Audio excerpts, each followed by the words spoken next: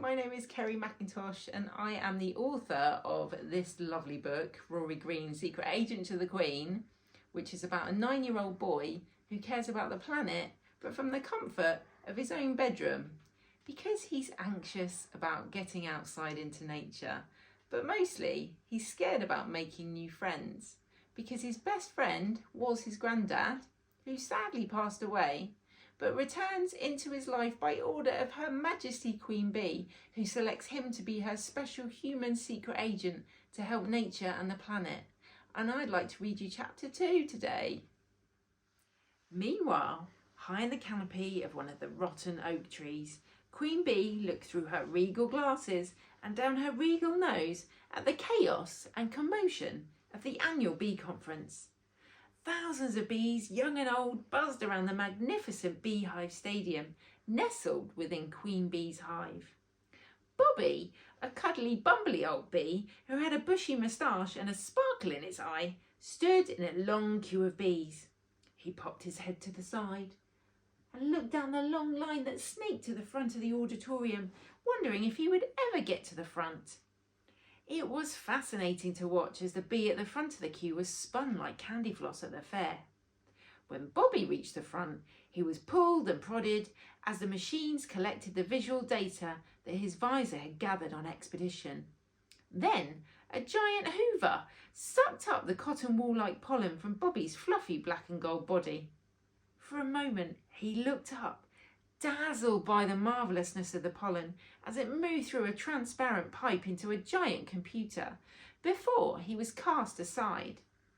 "Settle, bees, settle," said Queen Bee loudly from a freestanding microphone at the centre of the stage. The microphone failed to amplify her voice, and the chaos continued. The showrunner quickly set Queen Bee up with a head microphone, which she enjoyed immensely. "Oh, I feel like Beyonce," she said excitedly, which finally caught the bees' attention. They all shuffled their bee bottoms down, and a giant screen at the front of the auditorium lit up, flashing image after image of hundreds of children's faces. Bobbee tried to focus, but the faces passed so quickly that they sort of blurred into each other, making them completely unrecognisable. Suddenly, the screen froze, and you could hear a bee sting drop as the entire auditorium stopped to consider the image, but only one bee would recognise it. "To whom does this child belong?" asked Queen Bee expectantly. The entire audience raised their hands, except for Bobbee, who couldn't believe his eyes. "I'm not looking for a wannabe, but the actual bee guardian of this child," she said. With that, all bees put down their hands with a harumph, and Queen Bee pulled out a printout from the giant computer. "This computer reading shows that this child matches 99% of the qualities required for my special agent's role, which is quite wonderful. Does anyone know this child?" Her question was met with silence. "Anyone?" Bobbee stared at the image in disbelief. Queen Bee glared across at her showrunner, who then handed her a gold card. She looked through her glasses, then back up to the audience. "His name is Rory Green," she hollered, her voice echoing throughout the stadium and finally penetrating Bobbee's ears. He started to feel a little faint as she yelled again. "Is this microphone even working?" She tapped it forcefully and yelled again. "Rory Green!" Bobbee looked around at the other bees, convinced it couldn't be his Rory, but nobody moved. In a moment of clarity, Bobbee bounced out of his seat as if he'd won the lottery. "Yes, ma'am, that's my boy, Rory." A spotlight hit his face, dazzling him, and a fanfare sounded which made the entire audience erupt. "Thank goodness! Let's give him a huge bee conference congratulations then," Queen Bee buzzed as she looked out across the sea of bees who were all beside themselves with excitement, buzzing and shouting, whooping and clapping. Bobbee lifted his chin and his shoulders relaxed back. He felt sort of important. Please join us on stage so we can see why your boy has been selected to be my special agent, said Queen Bee. Bobbee buzzed down the stadium steps in shock, but he smiled and greeted the other bees' grins and stares. He felt like a local celebrity as cameras flashed in his face and he joined Queen Bee at the side of the stage. The lights darkened dramatically in the auditorium and a spotlight lit the screen as the footage captured by Bobbee showed Rory clinging to the branches of a giant oak tree, still hiding from Travis and completely out of breath. The information collected on your expedition shows that Rory is a highly intelligent and compassionate child who is certainly an excellent runner. Where's the boy now? Still up the tree, ma'am, said Bobbee. Bring him to me, said Queen Bee. Yes, ma'am, it would be an honour, he replied. Bobbee remained still as he looked out into the audience, still taken aback by the experience. Queen Bee cleared her throat to get his attention. He looked at her and melted at her authority. Oh, right now. Yes, go now. I will expect you both at my hive quarters by nightfall, she said. Oh, righto. Of course, ma'am. I'll get straight to it, he replied, as he buzzed straight off the stage, greeted by high fives, pats on the back, and requests for autographs by the other bees lining his exit. He zipped out of the door with a sense of duty and pride in his heart and a big smile on his face. Back in the forest of rotten oak trees, at the bottom of Great Oak's campsite, the air was full of a funky kind of smell. Bobbee buzzed around Rory's head as he held on tightly to a tree branch, still hiding out from Travis and his friends. Rory tried to swat him away like an angry ninja. Get away, you bee! Camping is rubbish and stupid and way worse than being at home. Rory didn't like bees, or green grass, or giant trees. I said go away, said Rory, wobbling on his branch as he swung his arms around again to try and shoo Bobbee away. A woodpecker buried its beak into the rotting wood next to him and started pecking at it like a mini battering ram, which made Rory wobble more. He was terrified of woodpeckers. He reached out his hands, which were starting to go a little white from his tight grip, and suddenly the blood rushed back to them before disappearing down his veins again as he found a better branch to cling to. Then a fat, feathery pigeon, one of his most feared birds, landed on his branch, making him jump out of his skin, lose his grip and fall like a sack of potatoes onto the ground. Ouch! Rory's body hurt all over. He daren't look in case he'd broken into a million pieces, so he kept his eyes firmly shut. All he could hear was the little bee buzzing around him, until a very familiar voice spoke directly into his ear. Rory, Rory, are you okay? Where does it hurt? Bobbee fussed. Grandad, groaned Rory, puzzled.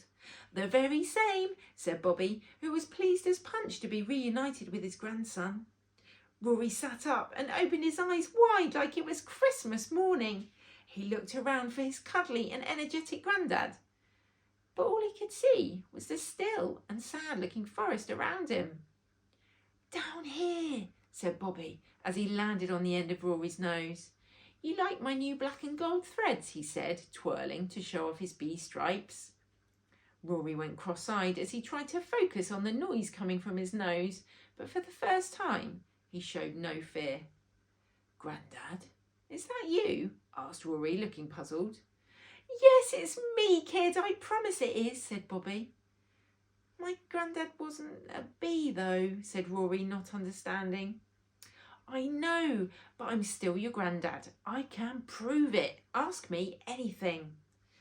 My brain hurts a little, but... Okay. What was my Grandad's favourite sweet? Asked Rory.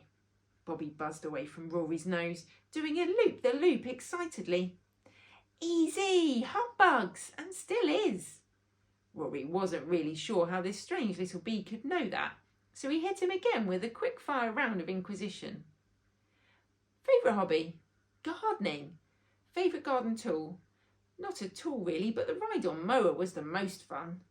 It really was, Rory replied wistfully, remembering the days when they'd raced around the garden, both astride it, with Grandad at the wheel, hugging him in tightly. He shook himself. Okay, this will get you. How many lights did my Grandad put up around the garden shed and why? Rory glared at the bee, knowing that he'd stumped him this time. 78, said Bobbee, my age at the time. Rory's eyes and his mouth widened, not believing it as Bobbee continued. You told me that Father Christmas wouldn't see our house unless I created a runway of lights for his sleigh to descend into the garden. Rory couldn't understand it, but paused at the familiar bushy moustache and trademark sparkle in the bee's eyes.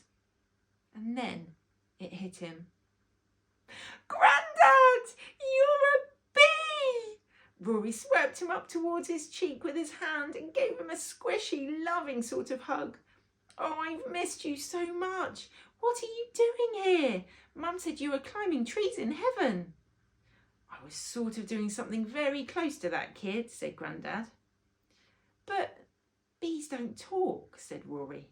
Oh, they do, but you're the only human that can hear me because I'm your bee buddy, said Bobbee. I don't understand, said Rory. I will try and explain. When I was poorly, I could never have imagined that after I left this world, I'd be given such a wonderful new opportunity.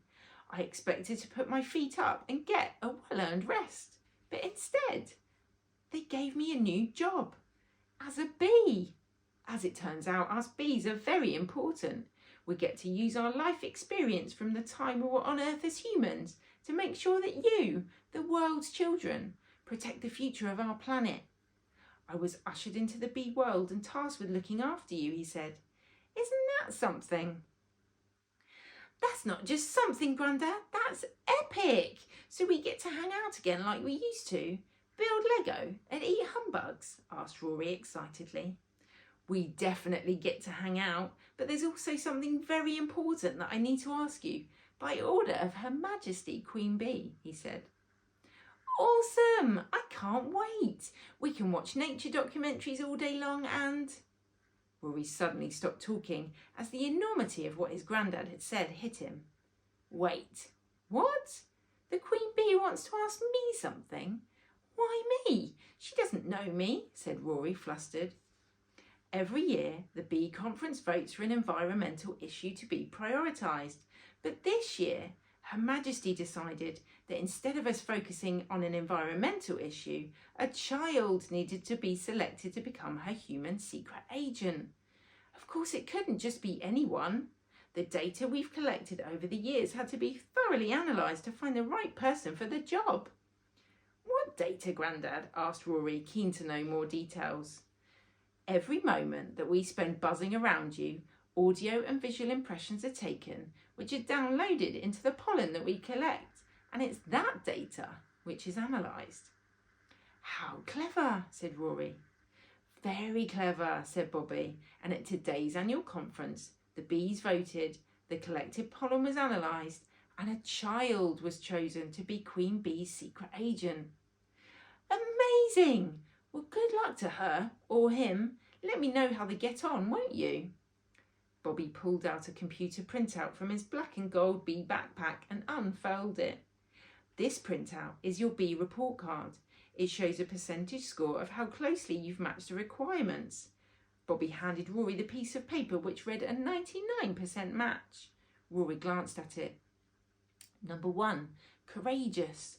Number 2, inventive. Number 3, kind.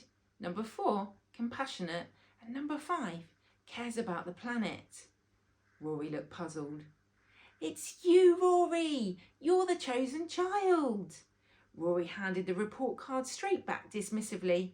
It only says a 99% match, so it can't be me, said Rory with relief. Nobody's perfect, said Bobbee, but you were by far the most highly scored kid. Rory thought for a moment. What is the role of this secret agent anyway? He asked. To undertake missions to protect the environment by order of Her Majesty and make sure the natural world is safe, said Bobbee. But I could never do that. I'm just a kid, said Rory. How do you know unless you try, said Bobbee. Rory fell silent as he thought carefully. To accept the position, you must report for duty to Queen Bee before nightfall, said Bobbee. Rory fell silent again, not knowing what to say. Just think about it, okay? Said Bobbee. Rory nodded reluctantly and Bobbee buzzed off. If you like what you heard today, you can buy the book online at Amazon or Waterstones. The book is available as an ebook, in paperback, or an audiobook. Buy it for your friends, buy it for your family, buy it for yourself. And I look forward to your support. You can also follow me on Instagram at Kerry McIntosh Writes, and the same for Facebook at Kerry McIntosh Writes. Thank you so much.